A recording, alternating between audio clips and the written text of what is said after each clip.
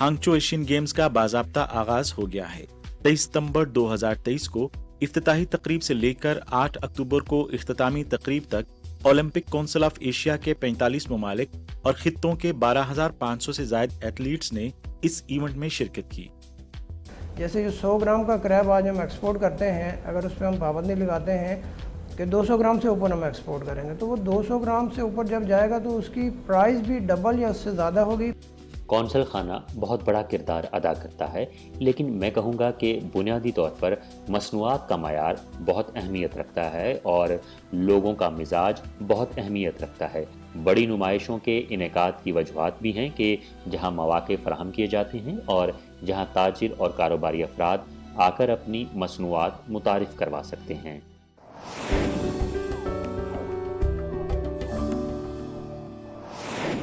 मोहतरम नाज़रीन, अस्सलाम वालेकुम। प्रोग्राम पाक चाइना एक्सप्रेस में खुशामदीद। मैं हूँ आपकी मेज़बान नसरीन। 33 साल बाद हांगझो, बीजिंग और ग्वांगझो के बाद एशियन गेम्स की मेज़बानी करने वाला चीन का तीसरा शहर बन गया है। आइए इस पर एक नज़र डालते हैं। हांगचो एशियन गेम्स का बाज़ाब्ता आगाज हो गया है। 23 सितंबर 2023 को इफ्तिताही तकरीब से लेकर 8 अक्टूबर को इख्तितामी तकरीब तक ओलंपिक काउंसिल ऑफ एशिया के 45 ममालिक और खित्तों के 12,500 से ज़ायद एथलीट्स ने इस इवेंट में शिरकत की। इस एशियन गेम्स ने मुतअद्दिद रिकॉर्ड्स कायम किए हैं, जिसमें हिस्सा लेने वाले खिलाड़ियों की सबसे ज़्यादा तादाद और इवेंट्स की सबसे ज़्यादा तादाद शामिल है। चाइना में जब भी गेम्स हुए हैं बहुत ऊंचे दर्जे के हुए हैं और बहुत अच्छी गेम्स हुई है। बीजिंग में मैंने अटेंड की थी, ग्वांगझू में मैंने अटेंड की हुई है गेम्स। तो अभी भी हमें यही उम्मीद है कि इंशाल्लाह ये बहुत ही ऊंचे दर्जे की गेम्स होंगी। और आपने ये देखा है इसमें जो नंबर्स अटेंड कर रहे हैं ये तकरीबन ओलंपिक से कुछ ज़्यादा ही हैं जो टोटल एथलीट्स हिस्सा ले रहे हैं।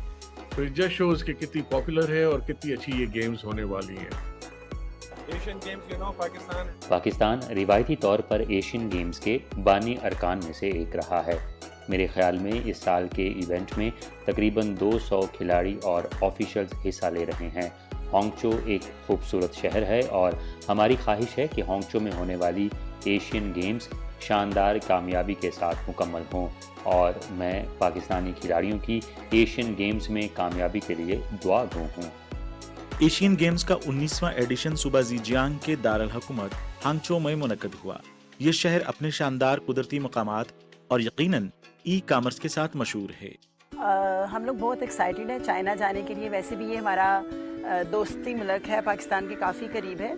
तो जिस तरह से दिन ब दिन डेवलपमेंट चल रही है चाइना में, और जैसा कि सुना है कि होंजू सिटी जो कि बहुत डेवलपमेंट है टेक्नोलॉजी के हवाले से, और ई कॉमर्स जो सारा हब है वहाँ पे इसका, तो जाएंगे देखेंगे कि वो कितने तरक्की कर रहे हैं, हम क्यों इतना पीछे हैं। और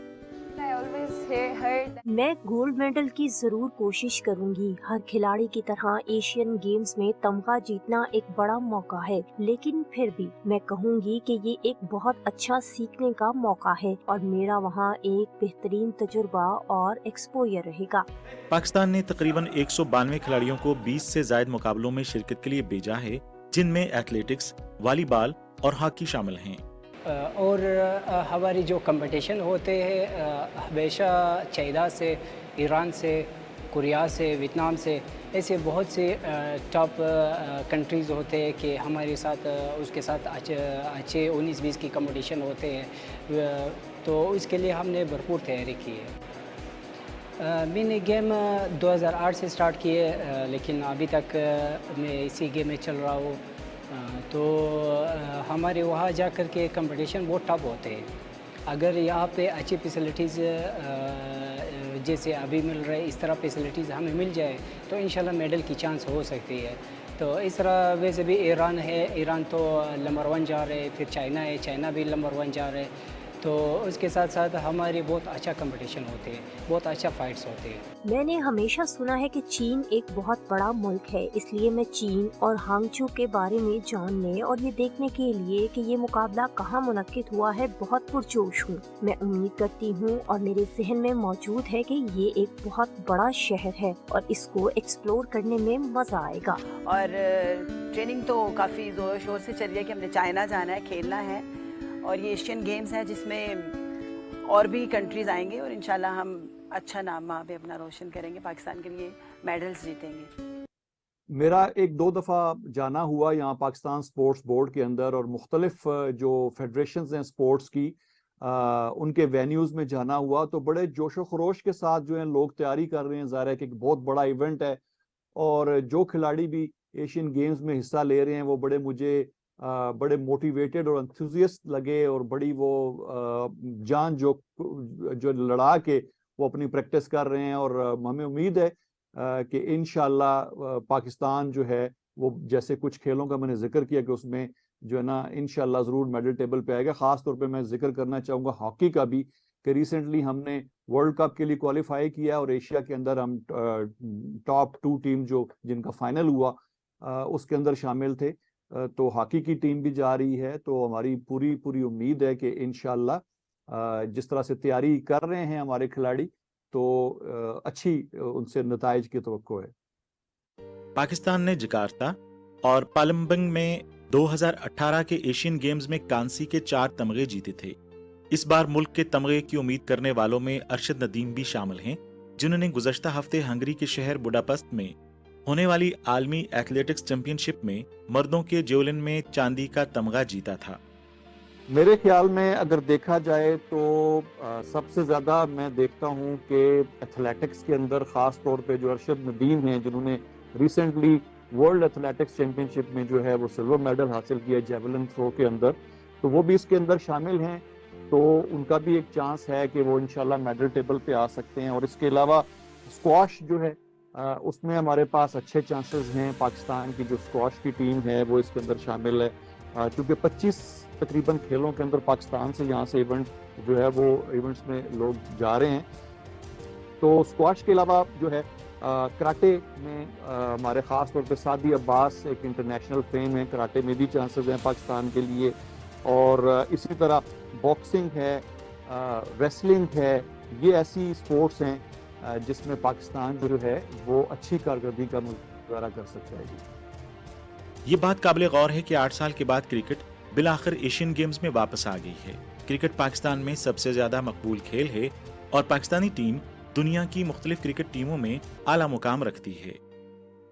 2 چیزیں کہنا چاہوں گا. ایک تو جی آئی تھنک ایشیا نے یہ پہل کی ہے کرکٹ کو انڈکٹ کرنے کی, اور پہلے بھی ہوئی تھی ایشین گیمز میں اور ابھی اس بار پھر ہو رہی ہے. کرکٹ آپ کو جیسے پتہ ہے کہ خاص طور سے ساؤتھ ایشیا میں تو بہت ہی پاپولر ہے, بٹ فار ایسٹ میں بھی پاپولر ہے, ہانگ کانگ میں ہو رہی ہے. ابھی مجھے امید ہے کہ چائنا میں بھی یہ شروع ہوئے گی, اور چائنا میں جب شروع ہو جائے گی تو یہ بہت ہی زیادہ جلدی یہ پاپولیرٹی پکڑ لے گی.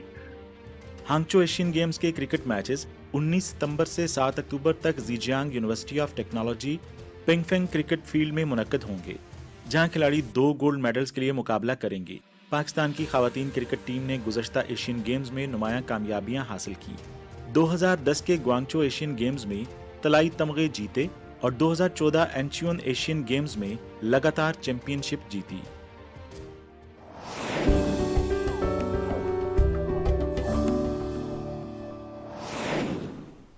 ناظرین، پاکستان سمندری اور میٹھے پانی کے وسائل سے مالا مال ہے، جو سمندری غذا جیسے مچھلی اور کیکڑے کے لیے موزوں ماحول فراہم کرتا ہے۔ چین میں سمندری ماہی گیری کی بہترین ٹیکنالوجی موجود ہے۔ چین اور پاکستان کے درمیان سمندری غذا کی کاشتکاری، غلط شکار کو کم کرنے اور ماہی گیروں کی آمدنی کو بڑھانے میں تعاون کے کیا امکانات موجود ہیں؟ آئیے ایک ساتھ رپورٹ دیکھتے ہیں۔ 990 کلومیٹر طویل ساحلی پٹی، معتدل سمندری آب و ہوا اور ضرورت کے مطابق نمکیات کی حامل زمین کے ساتھ پاکستان اپنے سمندری وسائل کو بروئے کار لانے کے لیے تیار ہے۔ جیسے جیسے سمندری غذا کی عالمی مانگ بڑھ رہی ہے، اسی طرح پاکستان کی سمندری خوراک کی برآمدات بھی بڑھ رہی ہیں۔ لاسٹ 2 سال کے مقابلے میں سمجھتا ہوں کہ اس سال پاکستانی کریب کی ایکسپورٹ کافی بہتر رہی ہے۔ یہ جیسا کہ میں نے پہلے عرض کیا ہے کہ پاکستان سے 3 قسم کے کریب پروسیس ہوتے ہیں۔ سب سے زیادہ کوانٹٹی 3 اسپورٹ کریب کی ہے، جو یہ میرے پاس یہاں پکچر پہ موجود ہے۔ یہ فروزن صورت میں ایکسپورٹ ہوتا ہے اور اس کی مین مارکیٹ ساؤتھ کوریا ہے اور تھائی لینڈ ہے۔ دوسرا کریب ہمارا لائیو مڈ کریب ہے، جو کہ چائنا ہی ڈائریکٹلی جا رہا ہے، تو اس کی پروڈکشن بھی کافی بہتر رہی ہے۔ زیادہ تر یہ چائنا کو ایکسپورٹ کیا جاتا ہے، شنگھائی، بیجنگ، گونزو، کنمن، ان شہروں میں۔ مالی سال 2022-2023 میں پاکستان نے تقریباً $500 ملین مالی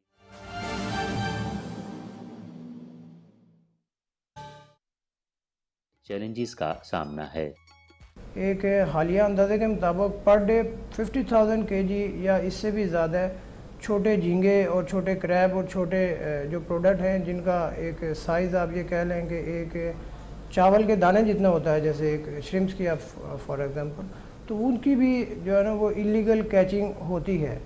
تو میں یہ سمجھتا ہوں اس کے اوپر اگر پابندی لگائی جائے تو اس سے جو ایکسپورٹ ہے وہ کئی گنا بڑھ سکتی ہے۔ چین اور پاکستان دونوں غیر مقصود ماہی گیری کی روک تھام اور سمندری تحفظ کو فروغ دینے کے لیے سرگرم ہیں۔ مثال کے طور پر چین نے مچھلی کے لاروا کو بچانے کے لیے ٹھوس معیارات قائم کیے ہیں، جنہیں سخت قوانین اور نامزد ماہی گیری کی پابندیوں سے تقویت ملی ہے۔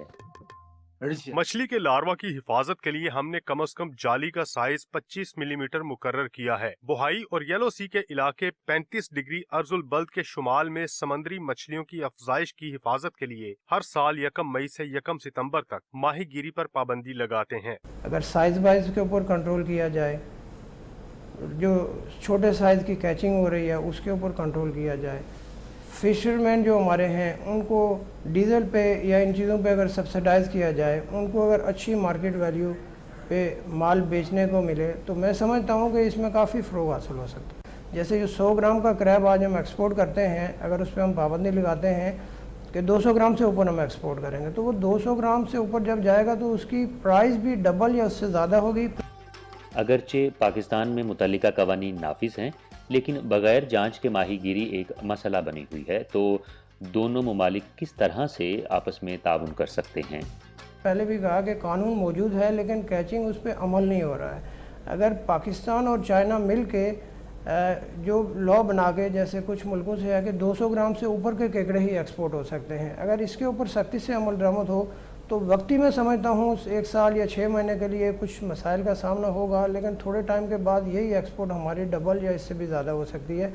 ماہی گیری کی پائیدار ترقی اور سمندری انواع کے تحفظ میں چین اور پاکستان کے درمیان تعاون کے بے شمار امکانات موجود ہیں۔ جالی کے سائز کے حوالے سے ضوابط کا مقصد کم عمر چھوٹی مچھلیوں کو شکار سے محفوظ رکھنا، ان کی بقا اور نشو و نما کو یقینی بنانا ہے۔ ہم سمجھتے ہیں کہ پاکستان کی ماہی گیری کی صنعت کو برقرار رکھنے اور ترقی دینے کے لیے اقدامات کی نشاندہی کی جائے۔ مزید یہ کہ ہماری سمندری غذا کا ایک بڑا حصہ آبی زراعت سے حاصل ہوتا ہے، جو لوگوں کی ضروریات کو پورا کرتا ہے اور سمندری حیات پر دباؤ کو کم کرتا ہے۔ یہ ایک ایسا طریقہ ہے جسے پاکستان اپنانے پر غور کر سکتا ہے۔ لیکن مڈ کریب کی اگر ہم فارمنگ کی طرف جائیں، جیسے کہ پوری دنیا کر رہی ہے، ایکوا کلچر کی طرف ہم اگر جاتے ہیں، تو اس صورت میں ہم اس کو جو ہے نا فروغ دے سکتے ہیں اور اس کی تعداد اور اس کی والیوم کو ہم بڑھا سکتے ہیں۔ پاکستان میں تقریباً 2,50,000 ایکڑ رقبہ آبی زراعت کے لیے وقف ہے۔ اس کے باوجود بھی یہ ایشیا میں مچھلی کی پیداوار میں سب سے کم ہے۔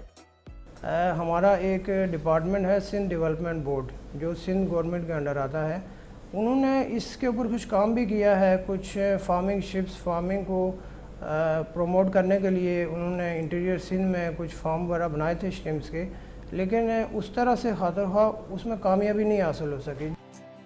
حالیہ برسوں میں پاکستان نے آبی زراعت کی ترقی پر توجہ دی ہے، تاہم اس کے سمندری غذا کے برآمدی معیار کو چیلنجز کا سامنا ہے، جیسے کہ ناکافی ذخیرہ، مچھلی کی غیر مناسب ہینڈلنگ، SPS فائٹو سینیٹری اقدامات کی عدم تعمیل اور جدید پروسیسنگ سہولیات کی کمی وغیرہ۔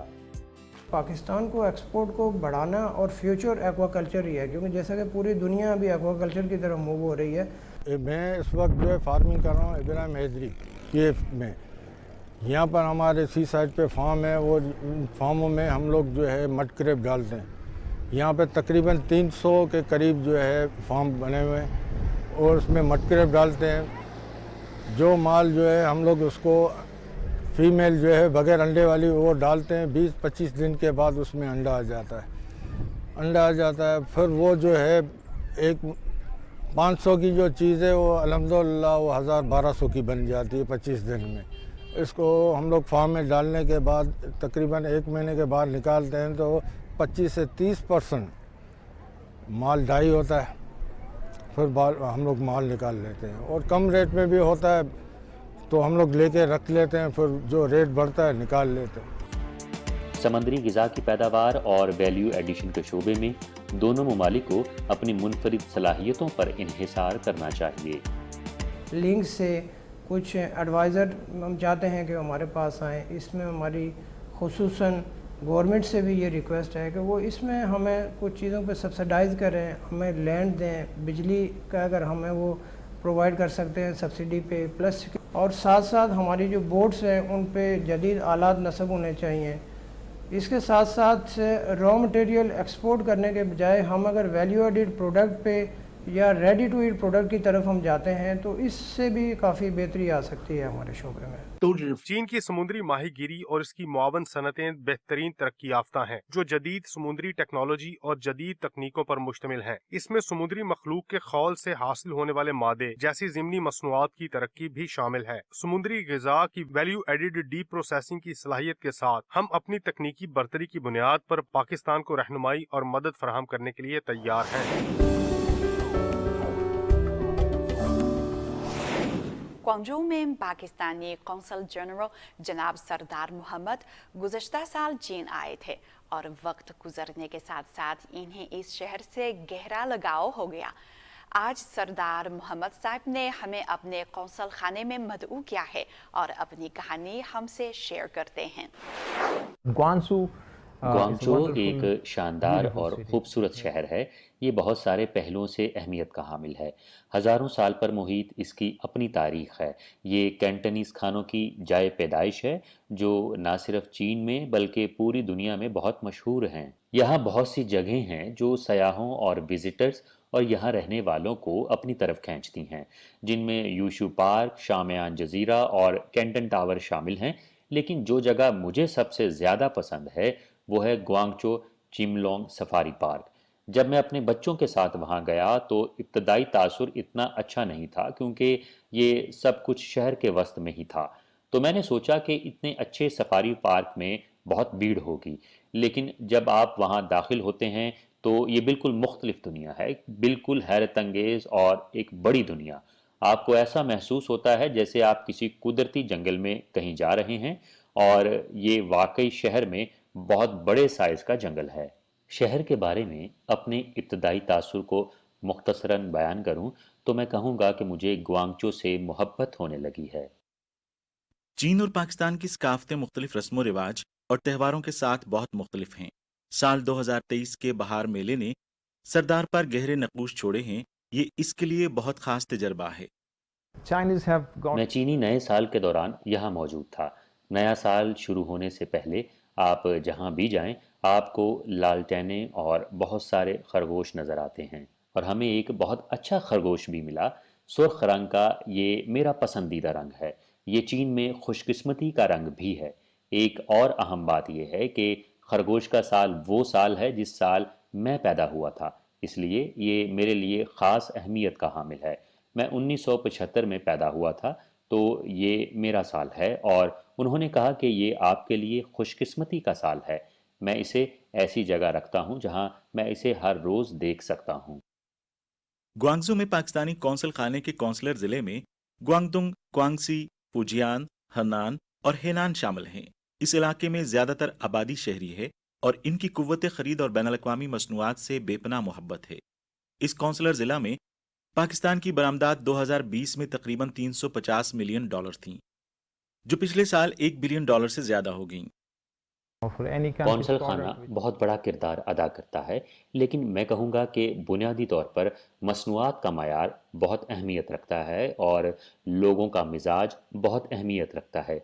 अगर कोई ताजिर अपनी मसनूआत को लोगों के मिजाज या जायके के मुताबिक तैयार करता है तो उसकी मार्केट अच्छी होगी। बड़ी नुमाइशों के इनेकाद की वजूहात भी हैं कि जहाँ मौाक़े फराहम किए जाते हैं और जहाँ ताजिर और कारोबारी अफराद आकर अपनी मसनूआत मुतारिफ करवा सकते हैं। पाकिस्तानी टेक्सटाइल अपनी आला क्वालिटी और उम्दा रुई के लिए बहुत मशहूर है, इसलिए मैं कहूँगा कि ये एक अहम वजह है कि यहाँ पाकिस्तानी टेक्सटाइल की मसनूआत को पसंद किया जाता है। चीन में ऑनलाइन शॉपिंग की सहूलत से सरदार भी हैरान हैं। चीन के ई कामर्स सेक्टर ने गुज़श्ता दहाई के दौरान तेजी से तरक्की की है और मुतासर कुन तरक्की जारी रखी है।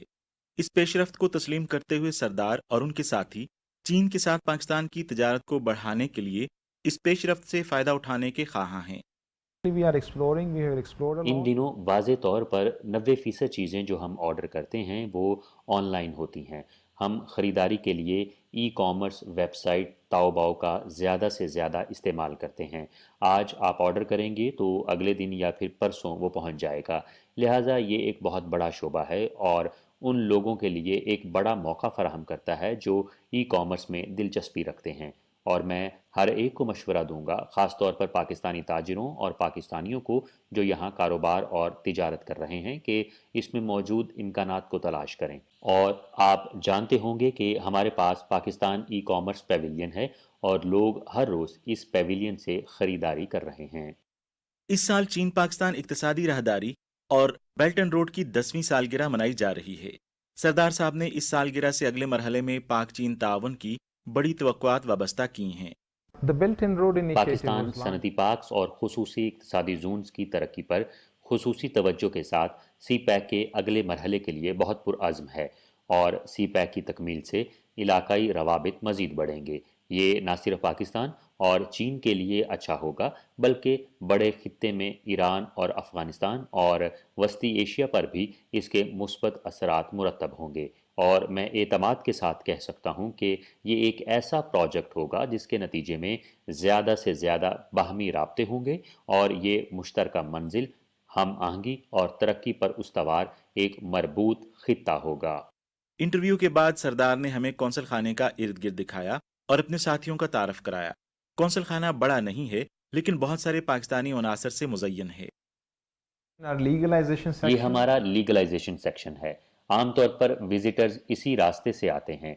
ये उन लोगों के लिए अलहदा दाखिला है जो अपने डॉक्यूमेंट्स की कानूनी हैसियत के लिए आते हैं और हमारे यहाँ एक काउंटर है।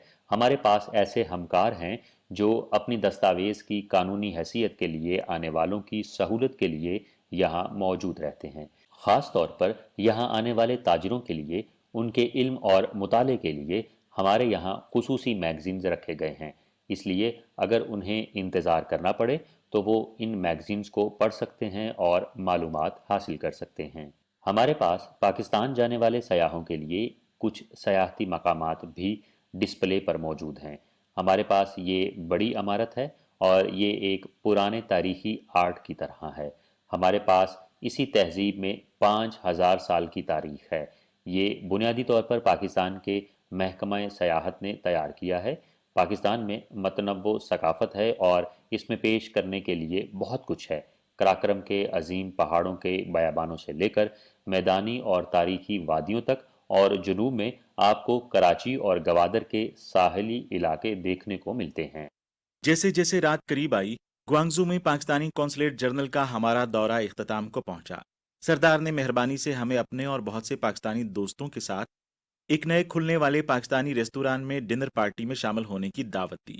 इस इज्तिमा का मकसद रवाबत को फ़रोग़ देना और खुशगवार माहौल पैदा करना था। इस पार्टी डिनर पर हमने अपने बहुत से मेहमानों को मदऊ किया था, ख़ास तौर पर वो लोग जो पाकिस्तान से नुमाइश के लिए आए हैं और जो ग्वांगचो में काम करने वाले मकामी ताजिर हैं।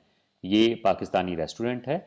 जैसा कि आपने इस रेस्टोरेंट के बाहर बोर्ड्स पर देखा होगा कि यहाँ पाकिस्तानी पकवान, एशियाई पकवान और अफ्रीकी पकवान मिलते हैं।